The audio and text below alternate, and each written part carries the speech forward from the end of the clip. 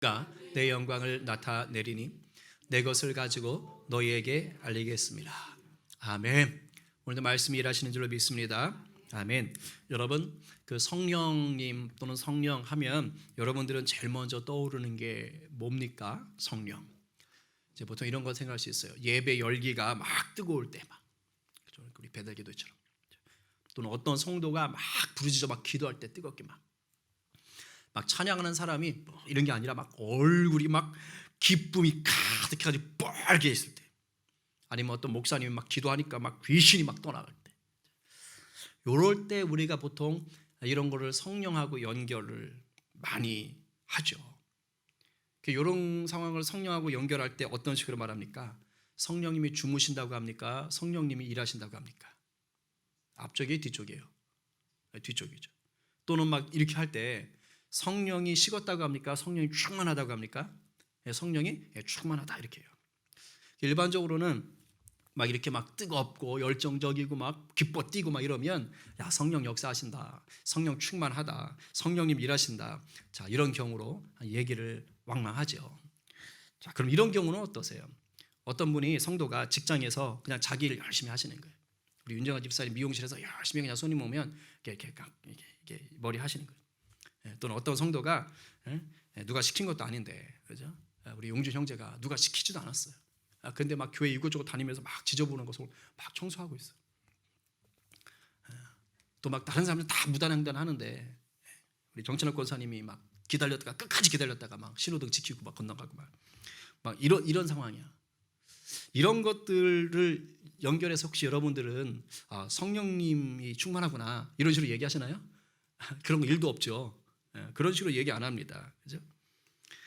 뭐 성령 충만하다, 성령 일하신다, 뭐 성령이 동행하신다, 뭐 이런 얘기 안 해요. 아무도 없습니다. 우리가 신앙생활을 하다 보면 이제 자기도 모르게 성령에 대한 어떤 고정관념을 갖게 되는 것 같아요. 그러니까 성령과 연관했을 때 뭔가 좀 좋은 방향, 긍정적인 방향, 쉽게 말하면 성령 충만하다, 성령 뜨겁다, 성령 일하신다 이런 것들 있잖아요. 이렇게 얘기할 때는 뭔가 우리 이제 신앙인들에게 공통된 분위기 같은 게 딱 있습니다. 일단 뭐냐, 이럴 때는 신앙적인 거하고 직접적 연관이 있어야 돼요. 예배나 기도, 말씀 통독이나 묵상, 아니면 전도하러 가서나 해외 선교 같은 거 있잖아요. 이런 거 나갔을 때 뭔가 이제 성령 충만, 성령 역사, 성령의 일하심, 성령의 강권하심, 이런 것들이 막 튀어나옵니다. 그리고 분위기 어때요? 뭔가 뜨겁죠. 냉랭하지 않아요. 막 이렇게 막 이런다. 그리고 막 기뻐요. 막 우는데도 웃으면서 울어. 막 이러면서 막 이런 것들을 우리가 이렇게 상상해요. 성령 충만, 성령 뜨겁다, 성령 역사하신다. 뭔가 이게 감정적인 이런 것들을 생각합니다. 그런데 일상 속에서 경험하는 평범한 일들, 또는 반복되는 업무들, 그죠? 매일 그 밥하고 설거지하고 우리 주부들, 그죠? 그 얼마나 그 반복되는 일입니까? 근데 이런 것들에 대해서는 성령의 역사나 성령의 충만함 같은 말은 거의 사용하지 않아요. 아니, 성령이라는 말 자체를 아예 붙이질 않죠.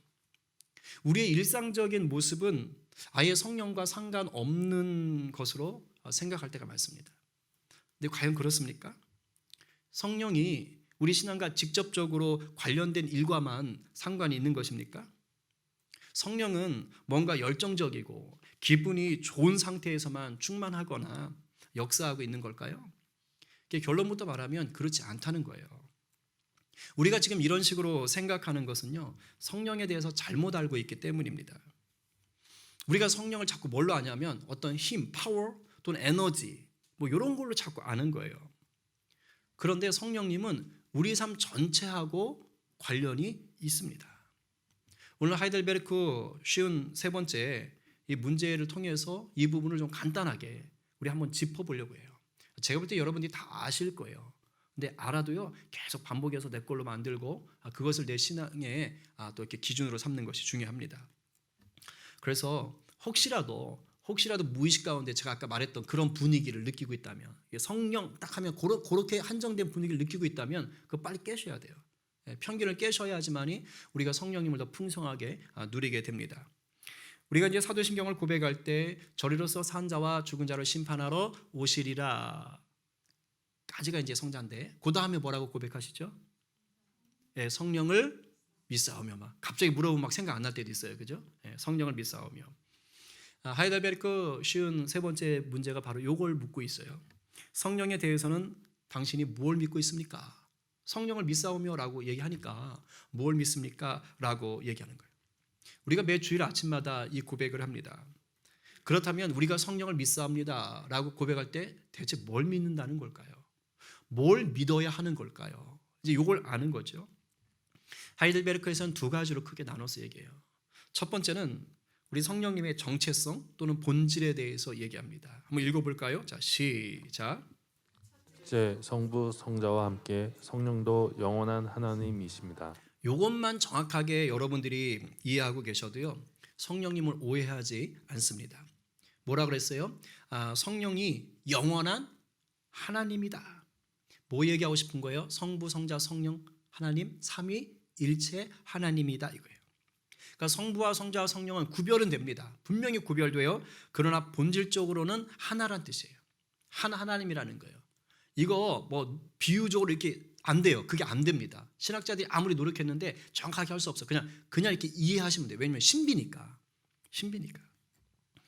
그래서 사도신경의 구절 보게 되면 성부, 성자, 성령을 얘기하는데요.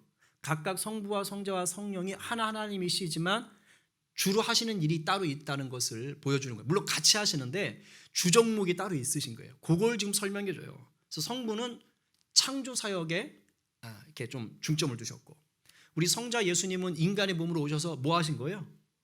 예, 우리를 구원하셨죠. 그래서 구속 사역에 중점을 두셨고, 이제 성령님은 뭐에 중점을 두셔요? 우리를 성도답게 사는 거예요. 이 세상에서 성화의 삶을 이끄시는 것이다라는 것이죠. 그러니까 성령님을 무슨 하나님이 막 부리는 어떤 도구라든가 능력 정도로 생각하시면 안 된다고요.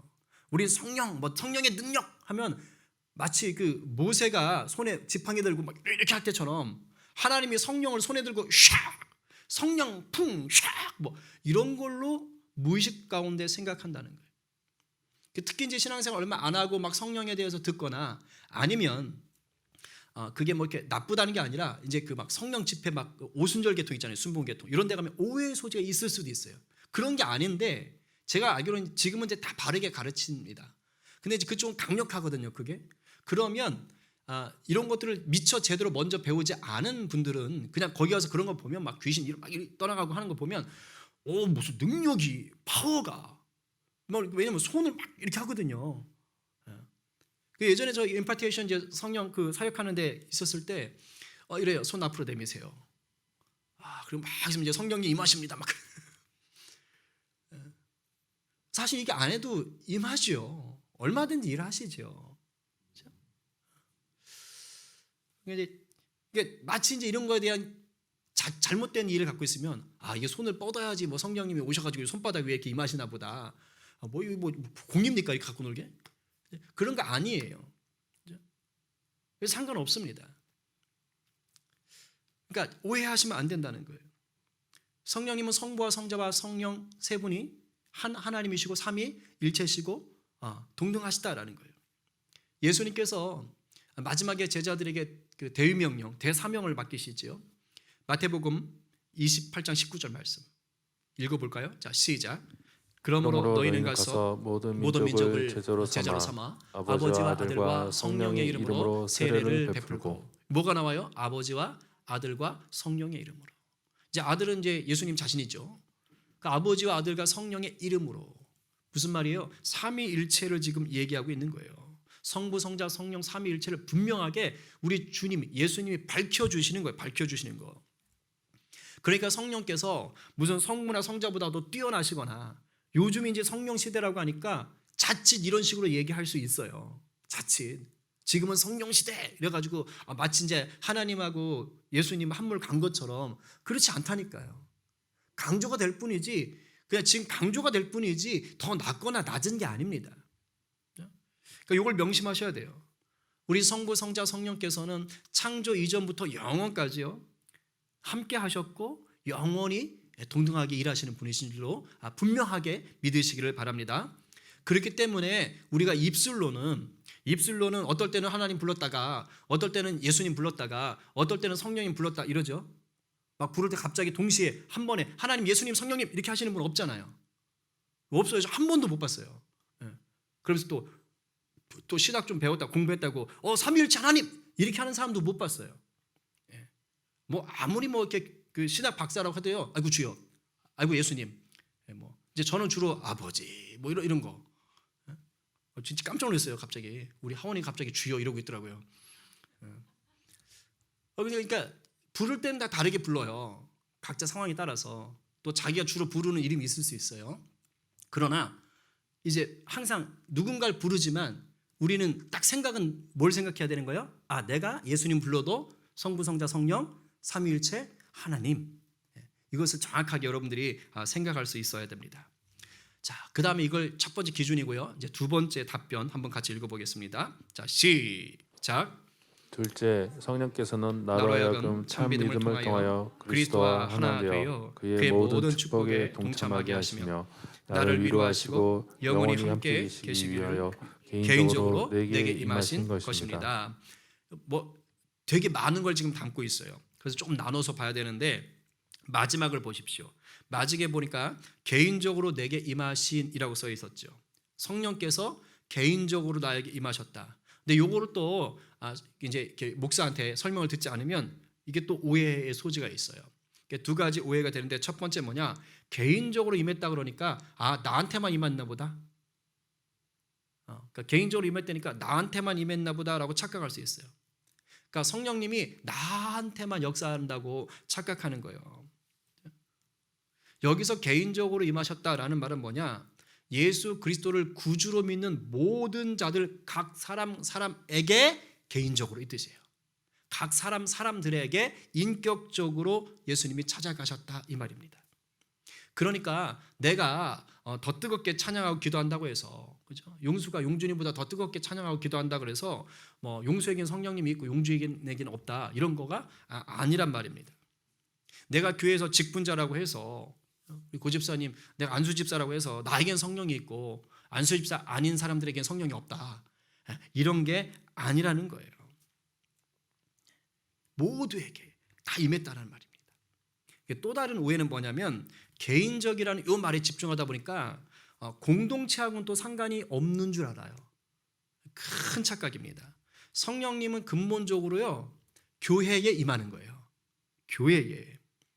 예수님이 이 땅에 하나님 나라를 세우시기 위해서 만들어 두신 공동체가 뭡니까? 교회죠. 바로 그 교회에 성령이 임한 거예요. 오순절 성령의 강림도 어디에? 예루살렘 교회에. 그 믿는 자들 제자 공동체 가운데 성령이 임하는 거예요. 근데 어떤 식으로 임하셨다는 거예요? 공동체에 속한 각 사람들에게 인격적으로, 공동체, 교회의 각 지체들에게 인격적으로 임하셨다 이 말입니다. 이걸 지금 얘기하려고 개인적으로 내게 임하신이라고 일부러 적어준 거예요. 그런데 우리가 좀 착각할 수 있죠. 에베소서 1장 13절에 이렇게 되어 있어요. 읽어봅니다. 자, 시작. 그 안에서 너희도 지혜의 말씀 곧 너희의 구원의 복음을 듣고 그 안에서 또한 믿어 약속의 성령으로 인치심을 받았으니. 아멘. 후반절에 보니까 약속의 성령으로 인치심을 받았다. 여기 인쳤다는 건 이제 도장 아시죠? 옛날에는 그 도장 지금처럼 찍는 게 아니고 어떻게 하죠? 인장자 같은 거 찍을 때 뭐 이렇게 뭐 녹이잖아, 그죠? 예, 그 뭐 이렇게 촌농인가 뭐 비슷한 거죠. 그래서 딱 누고 이렇게 꽉 찍잖아요. 그래서 이 말은 뭐냐면 변함없는 확실한 보증 뭐 이런 것들 얘기하는 거예요. 그래서 이게 성령, 약속하신 성령으로 인치심을 받았다는 건 하나님이 반드시 보내시기만 약속하셨던 예수님을 통해 약속해 주신 그 성령님을 반드시 보내주셨다 이 뜻이에요. 우리 성령님을 받았다, 성령님 오셨다 이 뜻입니다. 그런데 사도 바울이 이 말을 에베소 교회에 지금 쓴 거잖아요. 에베소서니까 에베소 교회에 쓴 거예요. 그럼 에베소 교회에 몇 사람, 거기에 뭐 목사하고 거기 뭐 장로하고 뭐 안수집사 몇 명에게만 이 성령님이 임하셨다 이렇게 하지 않았어요. 그냥 너희라고 했어요. 너희라고 했으니까 뭡니까? 에베소 교회 전체를 얘기하는 거예요. 에베소 교회 전체에 무엇가? 성령님이, 약속하신 성령님이 임했다라고 하는 거예요. 즉 성령님이 교회 공동체에 임하신 거예요. 그래서 교회 공동체의 지체가 된 성도라면 누구도 예외 없이 모두가 성령님을 모시는 분이 되는 겁니다. 그렇기 때문에 은사가 탁월한 몇몇 사람들에게만 성령이 있고 그냥 조용히 교회만 왔다 갔다 하는 분들에게는 성령님이 없나벼? 라고 생각하시면 교만하신 거예요. 또는 무지하시거나 그런 생각하시면 안 돼요. 교회 공동체 모든 지체들에게 성령님이 임하셨습니다. 그런데 이걸 또 착각하시면 안 돼요. 교회 공동체라 그러니까 이 교회 건물 안에 오셔서 예배하는 모든 사람들 아닙니다.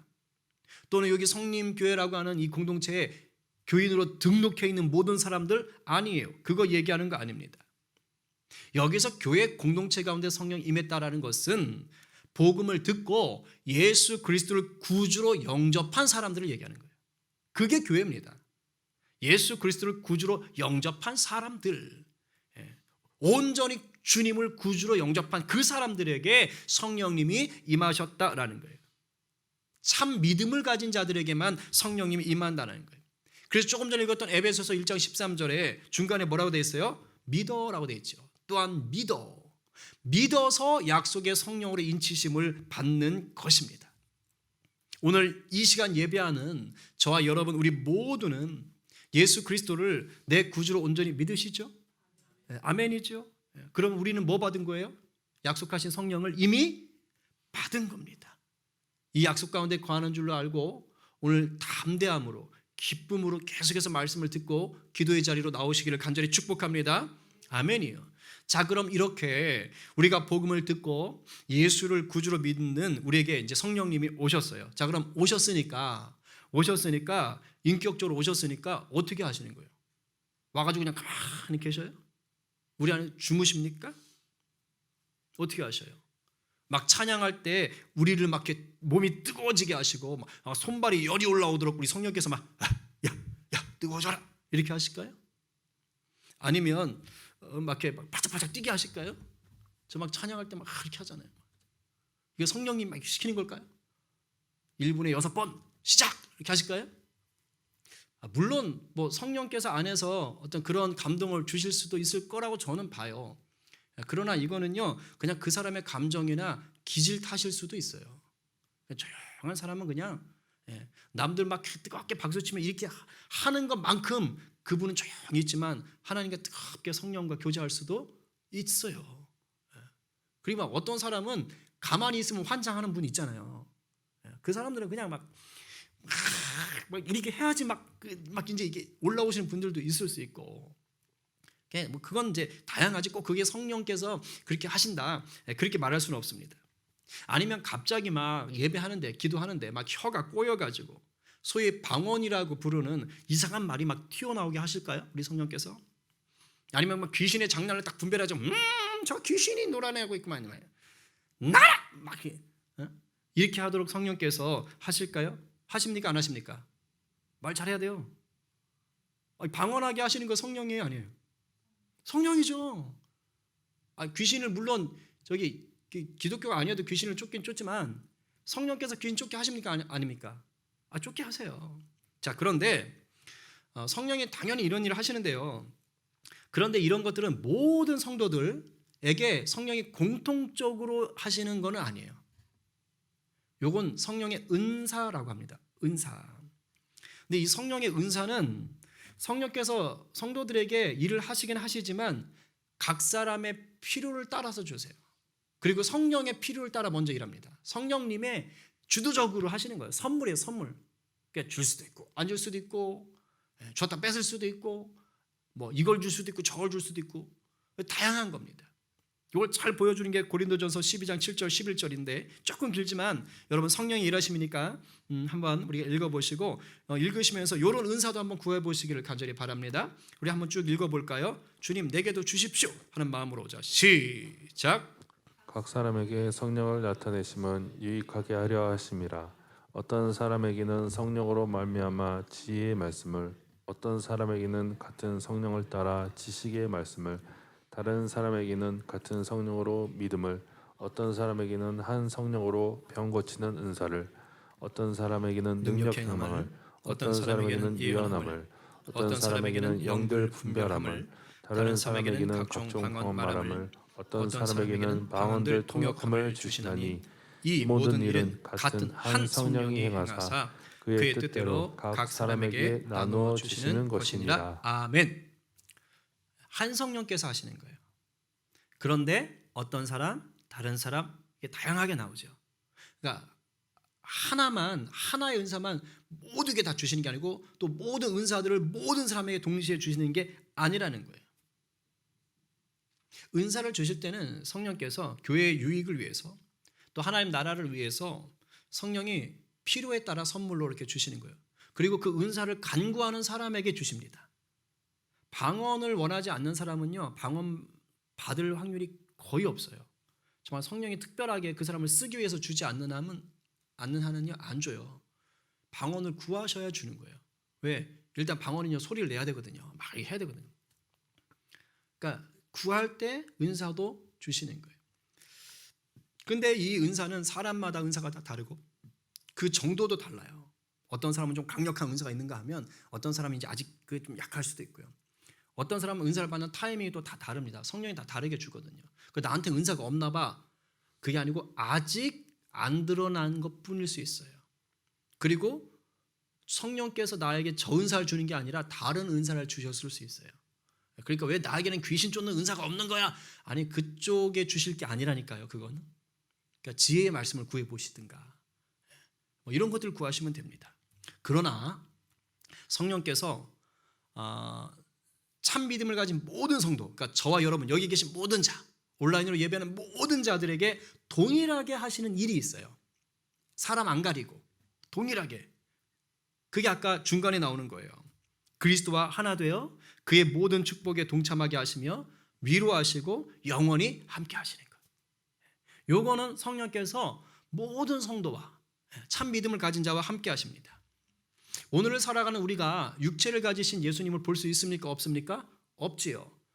육체를 가진 예수님을 손으로 만질 수 있습니까? 없습니까? 없습니다. 그런데 성령님께서 이렇게 볼 수 없고 만질 수 없는 예수님을 마치 볼 수 있는 것처럼 만질 수 있는 것처럼 그렇게 살아 역사하시는 예수님을 경험하게 하시는 거예요. 그리고 성령님께서 우리 주님이 우리에게 어떠한 계획을 가지고 계신지, 주님이 기뻐하시는 것은 무엇인지를 알 수 있도록 우리에게 깨닫게 하시는 거예요. 그리고 우리가 주님을 기뻐하시는 그것을 위해서 내 삶을 던질 수 있도록 성령이 도와주시는 거예요. 이 일을 누가 하신다고요? 성령님이 하시는 거예요. 이것을 위해서 성령이 우리에게 오신 거예요. 오신 거예요. 우리가 아까 읽었던 본문을 읽었던 요한복음 16장 13절 14절을 중간에 좀 자르고 읽어보면 이렇게 되어 있어요. 그러나 진리의 성령이 오시면 그 다음 뭐라 그래요? 장래 일을 너희에게 알리시리라. 그 다음에 그가 내 영광을, 주님의 영광, 예수님의 영광이에요. 내 영광을 나타내리니 예수 그리스도의 것을 가지고 너희에게 알리겠다. 무슨 말이에요? 성령이 따로 독자적으로 하는 게 아니라는 거예요. 예수님에 대해서 얘기하는 거예요. 예수님을 증언하는 거예요.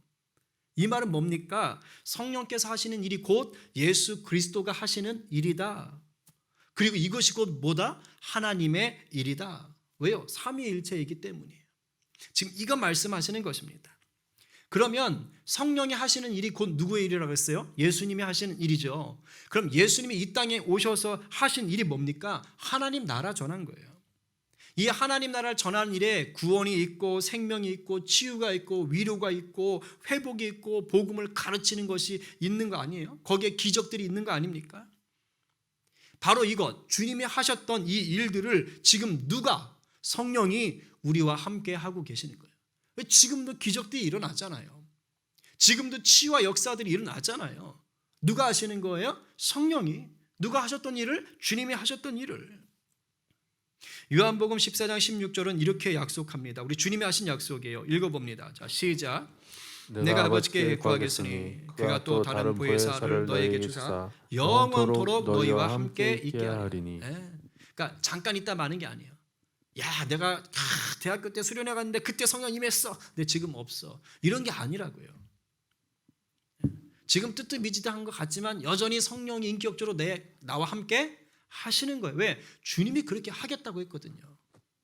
그러니까 내 상태에 따라서 성령 있고 없고 개념이 아니고요. 정말 내가 예수 그리스도를 구주로 영접했다?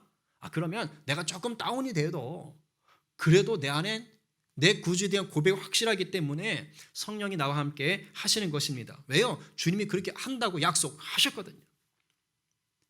이렇게 약속된 성령을 받았을 때 초대교회가 어땠는지 아세요? 위로가 넘쳤어요. 사도행전 한번 읽어보실래요? 자, 시작. 그리하여 온 유대와 갈릴리와 사마리아 교회가 평안하여 든든히 서가고 주를 경외함과 성령의 위로로 진행하여 수가 더 많아지니라. 그러니까 우리 주님을 예배하고 경험 다 있는데 그 안에 지금 육신을 가진 우리 주님은 안 계시거든요. 초대교회니까. 그런데 그곳에 뭐가 있는 거예요? 성령님이 함께하면서 뭐 하시는 거예요? 위로하는 거예요. 저 시대는 핍박과 박해가 있는 시대라고요. 예수 믿는 게 쉽지 않은 시대예요. 그런데 예수 믿는 자가 더 많아졌다잖아요. 왜 그럴까요? 그 고난과 핍박 속에도 가난 속에서도 그리고 저 시대는 다 가난했어요.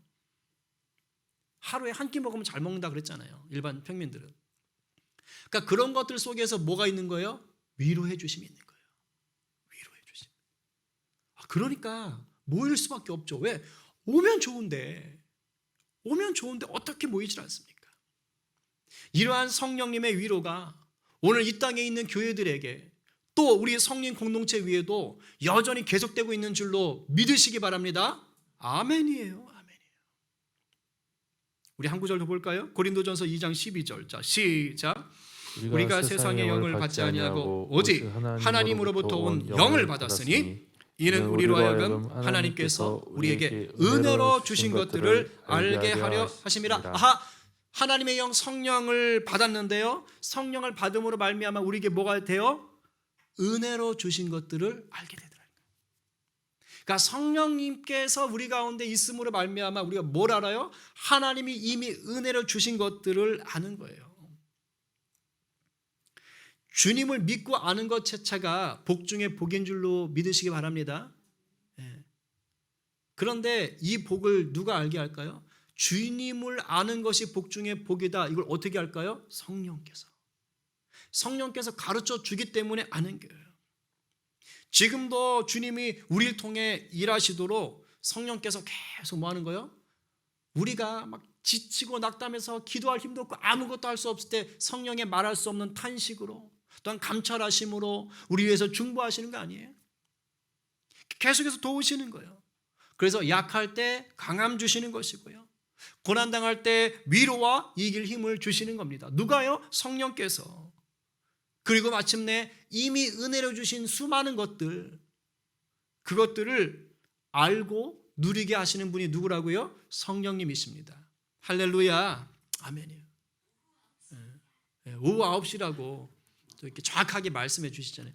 이렇게 때를 따라 말해 주듯이, 그죠? 성령께서 우리 영에 때를 따라 말씀해 주시는 거예요. 그런 거 경험 못 하세요? 내가 좀 이렇게 영적으로 게으른 것 같다. 말씀 생활 못 하는 것 같다. 아니 예배 때 멍하니 있는 것 같다. 아니면 너무 막 이렇게 세상 것에 찌들어 있는 것 같고 막 빨려가는 것 같다. 그럴 때 내가 막 이렇게 성령님 이제 좀 말씀하시죠? 타이밍 됐는데 이렇게 해서 합니까? 아니잖아요. 그냥 내 속에서 알람 울리듯이 탁 하면서 어째 조금 요즘 그래 나랑 사이가 안 좋은 것 같아. 이렇게 성령께서 막 깨달음 주시잖아요. 좋은 소재거를 주셔서 감사합니다. 이제 정리하겠어요. 성령님은요 삼위일체 중에 한 분이라고 말씀드렸죠. 성부, 성자, 성령이 인격적으로는 분명하게 구분되시지만 본질적으로는 한 하나님이시다. 이걸 놓치면 안 돼요. 그러니까 성령은 어떤 하등의 어떤 그런 능력이나 힘 이런 걸로 생각하시면 안 돼요. 그리고 예수님의 약속을 따라서 하나님이 우리에게 성령님을 보내 주셨습니다. 그러나 이 성령님과 인격적인 관계를 맺을 수 있는 자는 누구냐? 예수 그리스도를 구주로 온전히 믿는 자만 누릴 수 있어요. 그냥 교회만 왔다 갔다 하고 그냥 이름만 걸어놓은 사람은 성령님과 인격적인 교제가 없는 거예요. 그러니까 요거를 잘 아셔야 돼요. 그러니까 내가 지금 뭔가 이렇게 뜨거움이 없어도 내가 조금 이렇게 신앙이 식어진 것 같아도 내가 내 주님을 정말 나의 구주로 영접하고 믿는다.